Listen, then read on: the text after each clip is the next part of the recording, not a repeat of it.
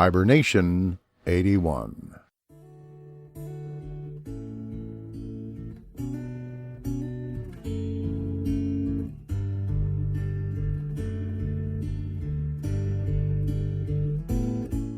Grizzly's Growls presents Stories from the Hiber-Nation.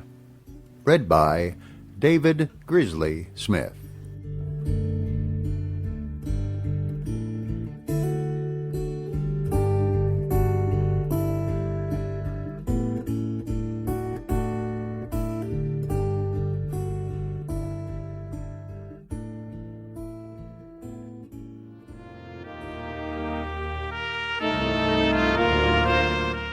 Heretics by G.K. Chesterton. Read by David Grizzly Smith.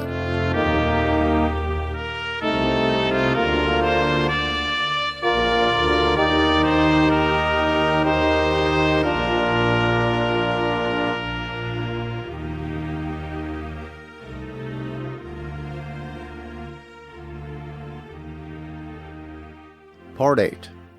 The Mildness of the Yellow Press. There is a great deal of protest made from one quarter or another nowadays against the influence of that new journalism which is associated with the names of Sir Alfred Harmsworth and Mr. Pearson. But almost everybody who attacks it on the ground that it is very sensational, very violent and vulgar and startling.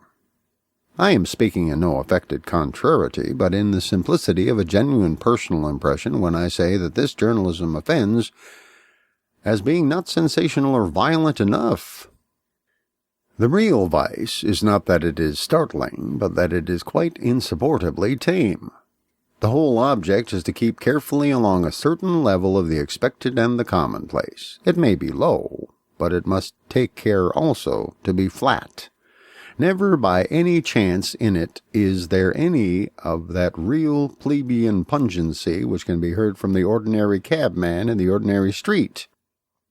We have heard of a certain standard of decorum which demands that things should be funny without being vulgar. But the standard of this decorum demands that if things are vulgar, they shall be vulgar without being funny. This journalism does not merely fail to exaggerate life, it positively underrates it. And it has to do so because it is intended for the faint and languid recreation of men whom the fierceness of modern life has fatigued. This press is not the yellow press at all. It is the drab press. Sir Alfred Harmsworth must not address to the tired clerk any observation more witty than the tired clerk might be able to address to Sir Alfred Harmsworth. It must not expose anybody who is powerful, that is. It must not offend anybody. It must not even please anybody too much. A general vague idea that in spite of all this our yellow press is sensational arises from such external accidents as large type or lurid headlines. It is quite true that these editors print everything they possibly can in large capital letters, but they do this not because it is startling, but because it is soothing. To people wholly weary or partly drunk in a dimly lighted train, it is a simplification and a comfort to have things printed in this vast and obvious manner. The editors use this gigantic alphabet in dealing with their readers, for exactly the same reason that parents and governesses use a similar gigantic alphabet in teaching children to spell. The nursery authorities do not use an A as big as a horseshoe in order to make the child jump. On the contrary, they use it to put the child at his ease, to make things smoother and more evident. Of the same character is the dim and quiet dame school which Mr. Alfred Harmsworth and Mr. Pearson keep. All their sentiments are spelling book sentiments. That is to say, they are sentiments with which the pupil is already respectfully familiar. All their wildest posters are leaves torn from a copybook. Of real sensational journalism, as it exists in France, in Ireland, and in America, we have no trace in this country. When a journalist in Ireland wishes to create a thrill, he creates a thrill worth talking about. He denounces a leading Irish member for corruption, or he charges the whole police system with a wicked and definite conspiracy. When a French journalist desires a frisson, there is a frisson. He discovers, let us say, that the President of the Republic has murdered 3 wives. Our yellow journalists invent quite as unscrupulously as this. Their moral condition is, as regards careful veracity, about the same, but it is their mental caliber which happens to be such that they can only invent calm and even reassuring things. The fictitious version of the massacre of the envoys of Peking was mendacious, but it was not interesting, except to those who had private reasons for terror or sorrow. It was not connected with any bold and suggestive view of the Chinese situation. It revealed only a vague idea that nothing could be impressive except a great deal of blood. Real sensationalism, of which I happen to be very fond, may be either moral or immoral, but even when it is most immoral, it requires moral courage, for it is one of the most dangerous things on earth genuinely to surprise anybody.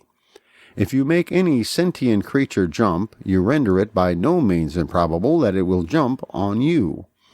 But the leaders of this movement have no moral courage or immoral courage. Their whole method consists of saying, with large and elaborate emphasis, the things which everybody else says casually and without remembering what they've said.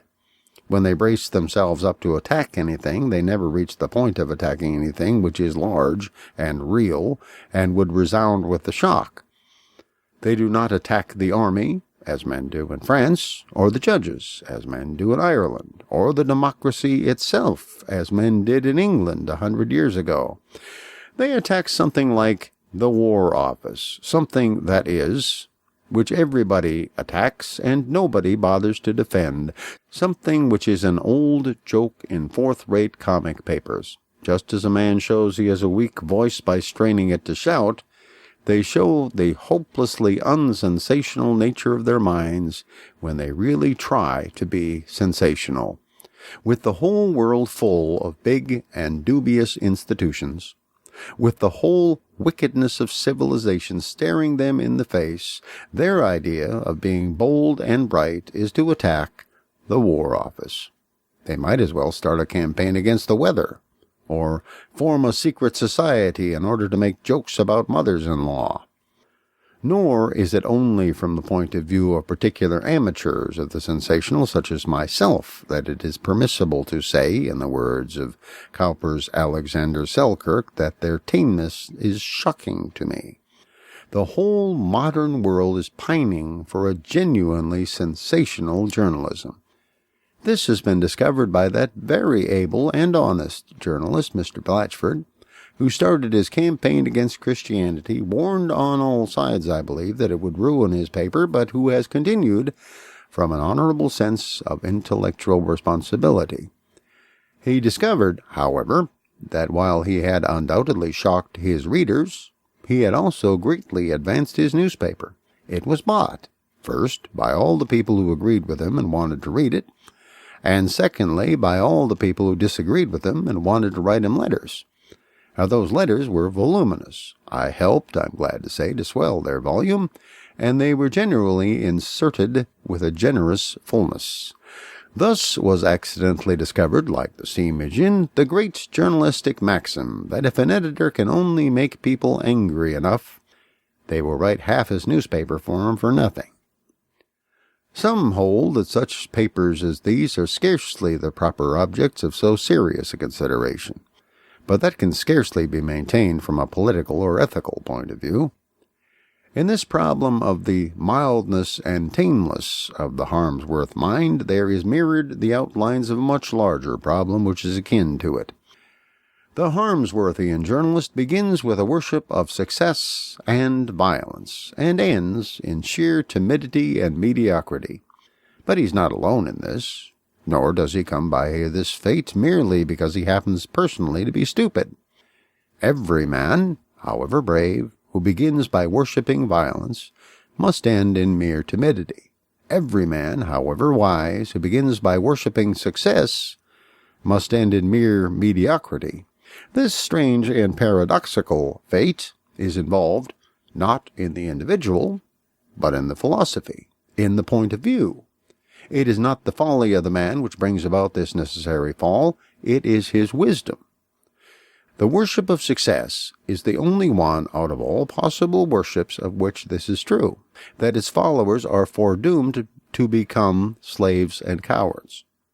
A man may be a hero for the sake of Mrs. Gallup's ciphers or for the sake of human sacrifice, but not for the sake of success. For obviously a man may choose to fail because he loves Mrs. Gallup or human sacrifice, but he cannot choose to fail because he loves success. When the test of triumph is men's test of everything, they never endure long enough to triumph at all. As long as matters are really hopeful, hope is a mere flattery or platitude. It is only when everything is hopeless that hope begins to be a strength at all. Like all the Christian virtues, it is as unreasonable as it is indispensable. It was through this fatal paradox in the nature of things that all these modern adventurers come at last to a sort of tedium and acquiescence. They desired strength, and to them to desire strength was to admire strength. To admire strength was to simply admire the status quo. They thought that he who wished to be strong ought to respect the strong. They did not realize the obvious verity that he who wishes to be strong must despise the strong. They sought to be everything, to have the whole force of the cosmos behind them, to have an energy that would drive the stars, but they did not realize two great facts. First, that in the attempt to be everything, the first and most difficult step is to be something. Second, that the moment a man is something, he is essentially defying everything. The lower animals, say the men of science, fought their way up with a blind selfishness. If this be so, the only real moral of it is that our unselfishness, if it is to triumph, must be equally blind. The mammoth did not put his head on one side and wonder whether mammoths were a little out of date. Mammoths were at least as much up to date as that individual mammoth could make them. The great elk did not say, "Cloven hoofs are very much worn now." He polished his own weapons for his own use. But in the reasoning animal there has arisen a more horrible danger, that he may fail through perceiving his own failure. When modern sociologists talk of the necessity of accommodating one's self to the trend of the time, they forget that the trend of the time at its best consists entirely of people who will not accommodate themselves to anything. At its worst, it consists of many millions of frightened creatures all accommodating themselves to a trend that is not there. And that is becoming more and more the situation of modern England. Every man speaks of public opinion and means by public opinion minus his opinion. Every man makes his contribution negative under the erroneous impression that the next man's contribution is positive. Every man surrenders his fancy to a general tone, which is in itself a surrender. And over all, the heartless and fatuous unity spreads this new and wearisome and platitudinous press, incapable of invention, incapable of audacity, capable of only a servility all the more contemptible because it is not even a servility to the strong. But all who begin with force and conquest will end in this. The chief characteristic of the new journalism is simply that it is bad journalism. It is beyond all comparison the most shapeless, careless, and colorless work done in our day. I read yesterday a sentence which should be written in letters of gold and adamant. It is the very motto of the new philosophy of empire. I found it, as the reader has already eagerly guessed, in Pearson's Magazine, while I was communing soul to soul with Mr. C. Arthur Pearson, whose first and suppressed name, I am afraid, is Chilperic. It occurred in an article on the American presidential election. This is the sentence, and everyone should read it carefully and roll it on the tongue till all the honey be tasted. A little sound common sense often goes further with an audience of American working men than much high-flown argument. A speaker who, as he brought forward his points, hammered nails into a board, won hundreds of votes for his side at the last presidential election. I do not wish to soil this perfect thing with comment. The words of Mercury are harsh after the songs of Apollo.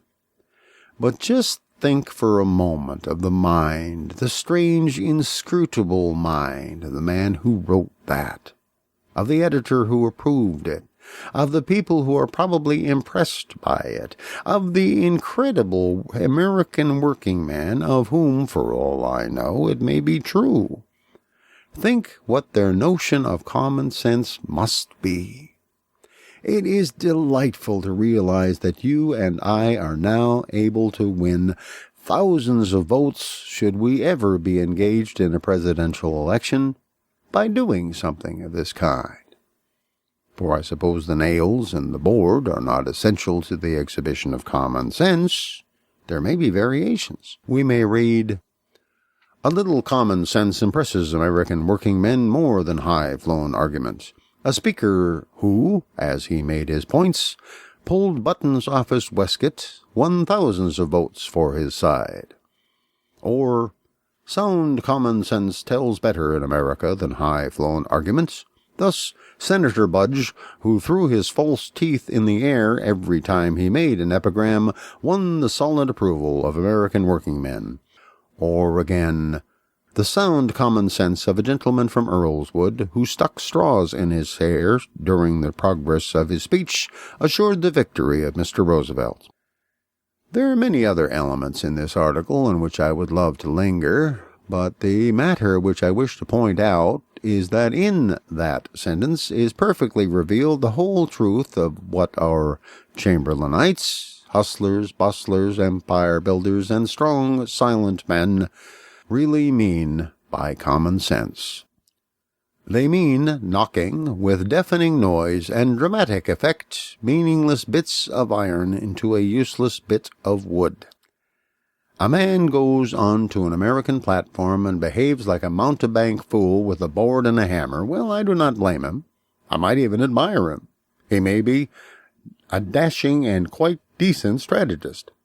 He may be a fine romantic actor, like Burke flinging the dagger to the floor. He may even, for all I know, be a sublime mystic, profoundly impressed with the ancient meaning of the divine trade of the carpenter, and offering to the people a parable in the form of a ceremony. All I wish to indicate is the abyss of mental confusion in which such wild ritualism can be called sound common sense. And it is in this abyss of mental confusion, and in that alone, that the new imperialism lives and moves and has its being. The whole glory and greatness of Mr. Chamberlain consists in this, that if a man hits the right nail on the head, nobody cares where he hits it to or what it does. They care about the noise of the hammer, not about the silent drip of the nail. Before and throughout the African War, Mr. Chamberlain was always knocking in nails with ringing decisiveness. But when we ask, but what have these nails held together? Where's your carpentry? Where are your contented outlanders? Where's your free South Africa? Where is your British prestige? What have your nails done? Then what answer is there? We must go back with an affectionate sigh to our Pearson for the answer to the question of what the nails have done. The speaker who hammered nails into a board won thousands of votes. Now the whole of this passage is admirably characteristic of the new journalism which Mr. Pearson represents, the new journalism which has just purchased the Standard. To take one instance out of hundreds, the incomparable man with the board and nails is described in Pearson's article as calling out, as he smote the symbolic nail, "Lie number 1, nailed to the mast, nailed to the mast." In the whole office, there was apparently no compositor or office boy to point out that we speak of lies being nailed to the counter, and not to the mast. Nobody in the office knew that Pearson's magazine was falling into a stale Irish bull which must be as old as St. Patrick. This is the real and essential tragedy of the sale of the Standard.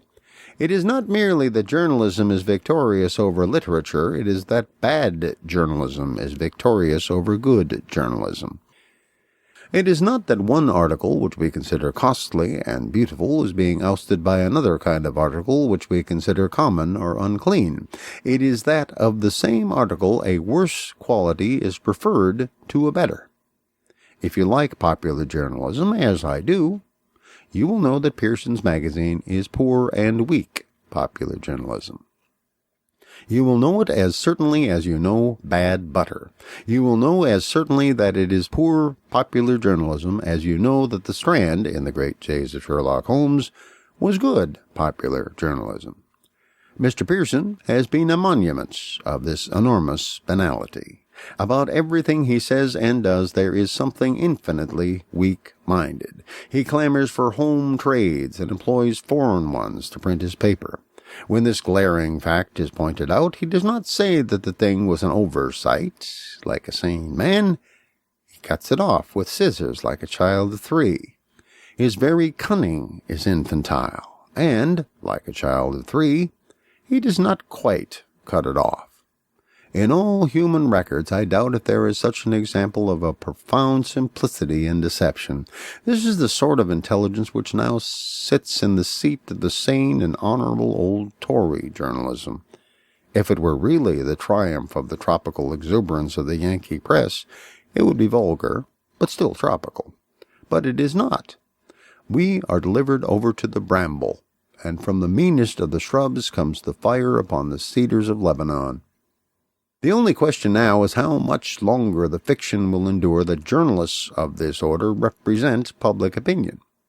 It may be doubted whether any honest and serious tariff reformer would for a moment maintain that there was any majority for the tariff reform in the country comparable to the ludicrous preponderance which money has given it among the great dailies. The only inference is that for purposes of real public opinion, the press is now a mere plutocratic oligarchy.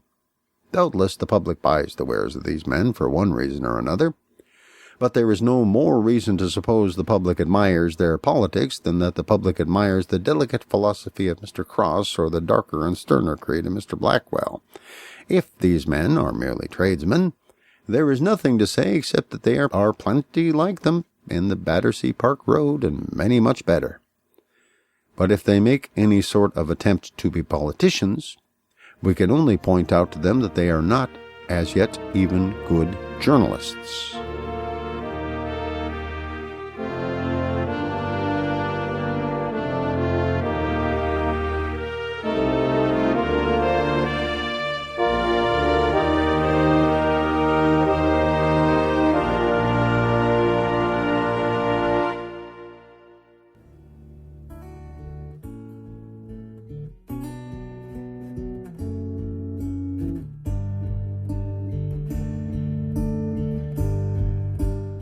Thank you for listening to Stories from the Hiber-Nation. Comment on the website at grizzliesgrowls.com. This program is offered under a Creative Commons Attribution, Non-Commercial, No Derivatives license.